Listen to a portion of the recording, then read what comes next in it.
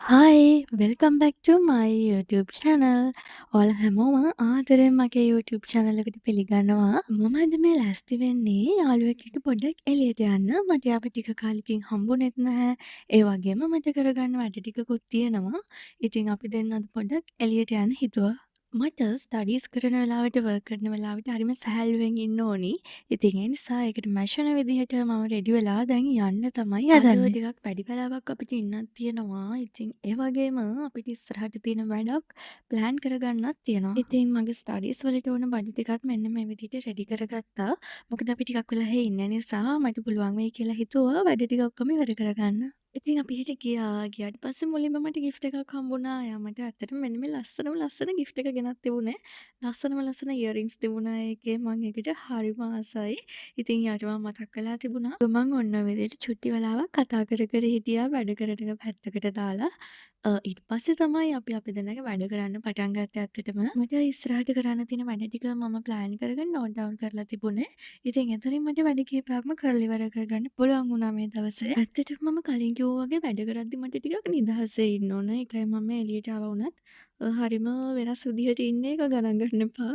මුලින්ම මට තිබුණේ මම වීක්ලි අප්ඩේට් කරන්න ඕන බුක් එකක්. ඒක මම සති 3කින් විතර අප්ඩේට් කරලා තිබුණ නැහැ. ඉතින් ඒකේ වැඩ ටික ඉවර කරගන්න එක තමයි මට මුලින්ම කරගන්න ඕනේ උනේ. අද වීඩියෝ එකේදී මම කතා කරන්න හිතුවා අපි එක දිගටම ගෙදරට වෙලා ස්ටඩීස් කරනවට වැඩිය මේ වගේ වෙනස් තැනකට ගියන් කරන එකේ තියෙන බෙනිෆිට්ස් මොනවද කියලා. මම හිතන විදිහට මේ වගේ තැනකදී අපිට තියෙන ඩිස්ට්‍රැක්ෂන්ස් අඩුයි. අපේ අවධානය වෙන දේවල් වලට යොමු වෙන එක අඩුයිනේ. මොකද ගෙදරදී ෆෝන් එක, බෙඩ් එක, ටීවී එක තියෙනවා. අපිට රූම් එකේ වැඩ කරද්දි බෙඩ් එක පේනකොට අපිට නිදා ගන්න හිතෙනවා. හැබැයි මේ වගේ තැනක ඒ ඩිස්ට්‍රැක්ෂන් අඩුයි. ඊළඟට ඉතින් අපි චුටි රෙස්ට් එකක් ගත්තා. පොඩ්ඩක් කතා කර කර ඉන්න ඕනි නිසා හරියටම මාස 2කට වගේ පස්සේ තමයි අපි දෙන්නම මේ විදිහට meet උනේ.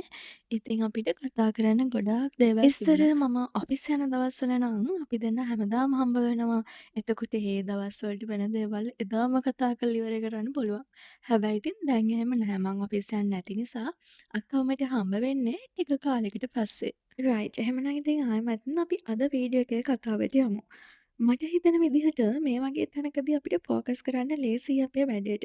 මෙතන තියෙන බෑග්‍රවුන්ඩ් මියුසික් එකත් එක්ක එහෙමත් නැත්නම් මෙතන තියෙන එන්වයරන්මන්ට් එකත් එක්ක අපිට අපි කරන වැඩේට ෆෝකස් කරන්න ලේසි. ඒ වගේම තමා ස්ටඩි මයින්ඩ්සෙට් එකක් ඇති වෙනවනේ මේ වගේ තැනකදී. ඒ කියන්නේ පාඩම් කරන්න හිත ඔටෝමැටිකලි සෙට් වෙනවා. අපි මේ වගේ තැනකට යන්නේ ස්ටඩි කරන්න කියලා අපි දන්නවා. ඉතින් ඒක නිසා මට නම් හිතෙන්නේ අපේ හිත එහෙමත් නැත්නම් අපේ මයින්ඩ්සෙට් එක ඔටෝමැටිකලි ඒ වැඩේට සෙට් වෙනවා කියලා මට හිතෙනවා. ඒ වගේම අපි හැමදාම ගෙදර ඉඳන් වැඩ කරනකොට බෝරින් වගේ නම් අපේ එන්වයරන්මන්ට් එක චේන්ජ් කරලා අපේ ස්ටඩීස් කරන්න ගත්තාම ඇත්තටම මයින්ඩ් එක රිෆ්‍රෙෂ් වෙනවා. ඒ වගේම තමයි වැඩ කල් දාන එක අඩු වෙනවා. ඒක වෙන්නේ මෙන්න මේ විදිහට. අපි දැන් දන්නවා මම පාඩම් කරන්න ඕනේ කියලා. මට හිතෙන්නේ ඒ විදිහට. ඒ කියන්නේ මම මෙතෙන්ට යන්න කලින් මම කරන්න ඕන දේවල් වල ලිස්ට් එකක් හදාගත්තා. ඉතින් මම මේ වැඩේ දැන් කරන්න ඕනේ කියන දේ මගේ ඔළුවට එනවා. එතකොට අර මේ වැඩේ පස්සේ කරනවා කියලා වැඩේ කල් දාන එක නැති වෙනවා. ඇත්තටම වෙනදාට ගෙදර ඉඳලා කරනවට වැඩිය වැඩ ප්‍රමාණයක් මම එළියට ආවට පස්සේ කරගත්තා. ගෙදර හිටියනම් මේ වගේ එක තැනක ඉඳගෙන වැඩ කරන එක ගොඩක් අමාරු දෙයක්. ඒ විතරක් නෙවෙයි තව පොඩ්ඩක් හිතලා බලද්දී මට හිතෙනවා වෙනදාට වැඩිය ස්ටඩි කරන්න ආස හිතෙනවා. මොකද අපි මේ වගේ ඊස්තටික් එන්වයරන්මන්ට් එකක වෙනස් එන්වයරන්මන්ට් එකක ස්ටඩීස් කරද්දී අර ස්ට්‍රෙස්ෆුල් ස්ටඩි සෙෂන්ස් වගේ නෙවෙයි. ඒක ගොඩක් කැමැත්තෙන් කරන්න හිතෙනවා. ඉතින් අපි හරි කැමැත්තෙන් ස්ටඩි කරලා ගොඩක් මතක ඉතින් ඒ විතරක් නෙවෙයි. හිතන්නකෝ ඔයා ඉන්න හොඳ මූඩ් එකක නෙවෙයි. බෑඩ් මූඩ් එකක ඉන්න වෙලාවක ඔයාට ගෙදර ඉඳන් ස්ටඩි කරනවට වැඩිය මේ වගේ එන්වයරන්මන්ට් එක වෙනස් වුණාම අපේ මූඩ් එක හොඳ වෙන්න පුළුවන්. ඉතින් ඒ වගේ වෙලාවට අපිට ස්ටඩි කරන්න ලේසියි. ඒ වගේම මට දැනුණු දෙයක් තමයි මේ විදිහට අපි ස්ටඩි කරන එන්වයරන්මන්ට් එක වෙනස් වුනාම වැඩ කරන්න තියෙන එනර්ජි එක ඒ වගේම ප්‍රොඩක්ටිවිටි එක වැඩි වෙන්න පුළුවන් කියන එක. තව දෙයක් තමයි අපිට ඉක්මනින් පාඩම් කරන්න පටන් ගන්න පුළුවන්. ඒ කියන්නේ අපිට unnecessary preparation වලට තියෙන කාලය අඩුයි. බුක්ස් ටික අරගෙන අපිට ඕන දේවල් ටික අරගෙන ඉඳගත්තට පස්සේ පාඩම් කරන්න තමයි තියෙන්නේ. ඒ විතරක් නෙවෙයි අපේ ටයිම් මැනේජ්මන්ට් ඉම්ප්‍රූව් වෙනවා. හිතන්න අපි කැෆේ එකේ ඉඳන් වැඩ කරනවා. එතකොට අපි හිතනවා මේ සීමිත කාල සීමාව ඇතුළත අපිට තියෙන වැඩ ටික කම්ප්ලීට් කරගන්න ඕනි කියලා අපි ප්ලෑන් කරනවා. ඉතින් ඒක නිසා ටයිම් මැනේජ්මන්ට් එකත් හරියටම වෙනවා. ඒ වගේම අපි හිතන්නකෝ ගෝල් එකක් හදාගන්නවා කියලා. අද මම යන්න කලින් මෙන්න මේ චැප්ටර් එක ෆිනිෂ් කරනවා. ඉතින් අන්න ඒ විදිහට පොඩි ටාගට් එකක් අපිට හදාගන්න පුළුවන්. එතකොටත් අපේ ටයිම් එක මැනේජ් කරගෙන වැඩ ටික කරගන්න ලේසියි. ඒ විතරක් නෙමෙයි අපිට කම්ෆර්ටබල් ස්ටඩි බ්‍රේක්ස් හම්බ වෙනවා. හිතන්න අපි වැඩ කරන ගමන් ඉන්නවා පොඩි බ්‍රේක් එකක් ගන්නවා. ඒ වගේ වෙලාවට ඩ්‍රින්ක් එකක් බීලා ආයෙත් ස්ටඩීස් පටන් ගන්නවා. ස්පෙෂලි මම නම් ගියේ මගේ ෆ්‍රෙන්ඩ් කෙනෙක් එක්ක නිසා ඒක පොඩි චැට් එකක් දාලා ආයෙමත් වැඩ පටන් ගන්න පුළුවන්. ඉතින් අපිටත් ඕන වුණා මේ වගේ පොඩි බ්‍රේක් එකක් ගන්න. පොඩ්ඩක් ස්ටඩීස් කරන එක, ඒ වගේම එයා වර්ක් කරන එක නවත්තලා අපි දෙන්නටම ඕන වුණා පොඩි බ්‍රේක් එකක් ගන්න. ඉතින් මේ තියෙන්නේ ඒ ටයිම් එක. ඉතින් මම කලිනුත් කිව්වනේ අපි දැනට කතා කරන්න කොච්චරනම් දේවල් තියනවද. ඇත්තටම මාස 2ක් කියලා කියන්නේ නම් පොඩි කාලයක් නෙවෙයි. මාස 2ක් කියන්නේ ලොකු කාලයක්. මේ වගේ මාස 2ක් ඇතුළත වෙන දේවල් එක දවසින් කතා කරලා ඉවර කරන්න බෑ. හැබැයි ඉතින් අපිට තියෙන වෙලාවත් එක්ක අපිට තියෙන වැඩත් එක්ක මාස 2ක දේවල් මේ වගේ පොඩි වෙලාවකින් කතා කරලා ඉවර කරන්න වෙනවා.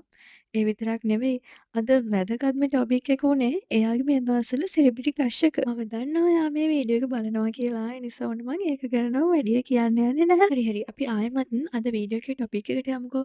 මම අද කතා කරේ මේ විදිහට එළියට ඇවිත් වැඩ කරන එක එහෙමත් නැත්නම් ස්ටඩි කරන එකේ තියෙන බෙනිෆිට්ස් මොනවද කියලා. ඉතින් මෙහෙම මම වැඩ කරාට හැමදාම මේ විදිහට එළියට ඇවිල්ලා වැඩ කරන්නේ නෑනේ අපි. ගෙදර ඉඳලා වැඩ කරනවානේ. මම කියන්නේ නැහැ මේක ගොඩාක් ඉෆෙක්ටිව් මේක හැමදාම කරන්න ඕනේ කියලා. හැබැයි පොඩි වෙනසක් ඕන නම් ගෙදර ඉන්න එක බෝරින් වගේ නම් ගෙදරින්දි වැඩ කරන්න බෑම හිතෙනවා නම් ඔයාගේ මූඩ් එක අවුල් නම් මේක try කරලා බලන්න ඔයාටත් පුළුවන්. මම නම් අද වැඩියෙන්ම එළියට එන ප්ලෑන් කරේ අක්කව මීට් වෙන්න ඕන නිසා. හැබැයි ඒකත් එක්කම අපි දෙන්නටම වැඩ තිබුණ නිසා මේ වගේ එළියට යන්න අපි ප්ලෑන් කරා. ඉතින් මම හිතනවා ඒක අපි ගෙදර ඉඳන් වැඩ කරනවට වඩා මාරම ඉෆෙක්ටිව්. අපි දෙන්නටම ගොඩාක් වැඩ කරගන්න පුළුවන් වුණා මේ දවසේ. මම නම් හිතන්නේ ගෙදර හිටියනම් මම නිදා ගන්න වෙලාවෙත් වැඩ කරා මම. ඉතින් ස්ටඩීස් කරා, එයා වර්ක් කරා, ඒ වගේම අපිට මාස 2ක තිබ්බ දේවල් කතා කරා. ඒ විතරක් නෙමෙයි අද තව වැඩක් තියෙනවා කරන්න. ඉස්සරහට එන ස්පෙෂල් දවසක් ප්ලෑන් කරන්න තියෙනවා. අපි දෙන්නට යන්න පොඩි ගමනක් තියෙනවා. අපිට තියෙන වැඩත් එක්ක අපිට හැමදාම මීට් වෙන්න බෑ. වීක්ලි මීට් වෙන්නත් බෑ. ඒ වගේම මාසෙකට සැරයක්වත් අඩුම ගානේ මීට් වෙන ටයිම් එකක් හදාගන්න හරිම අමාරුයි. එයා ඔෆිස් යනවා, මට ස්ටඩීස් තියෙනවා, මට වෙන වැඩ තියෙනවා, බිස්නස් වල වැඩ තියෙනවා. ඉතින් අපි දෙන්නටම මීට් වෙන්න දවසක් හොයාගන්න එක හරිම අමාරුයි. ඉතින් ඒ නිසා මේ වගේ මාස 2-3කට සැරයක් තමයි මේ වගේ දවසක් එන්නේ. ඉතින් ඊළඟට අපි හම්බ වෙන්නේ මෙන්න මේ අද අපිට තියෙන ප්ලෑන් එකත් එක්ක. ඇත්තටම මම මේ විදිහට වීඩියෝස් කරන්න පටන් ගන්න හේතුවත් ඒක. මේවා ලස්සන මතක. අපිට හැමදාම කට්ටියව හම්බ වෙන්නේ නෑනේ. සමහර දේවල් එක කාලෙකදී අපිට මතකයක් විතරක් වෙනවා. මම වයසට යනකම් ජීවත් වුණොත් ඒ වගේ කාලෙක මට මේ දේවල් බලලා ඒවායි මතක් කරන්න පුළුවන්. ඉතින් මම මේ වගේ වීඩියෝස් කරන්න එක හේතුවක් තමයි ඒක. ඇත්තටම ඒක තමයි ලොකුම හේතුව.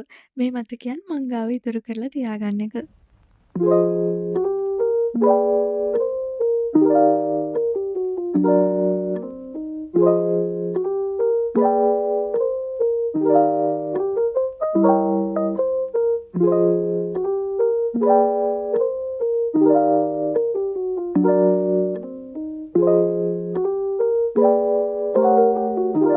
එහෙමනම් ඉතින් මේ වගේ තවත් අලුත් වීඩියෝ එකක් අරගෙන මම ආයෙමත් එන්නම්. ගිහින් එන්නම්. බයි.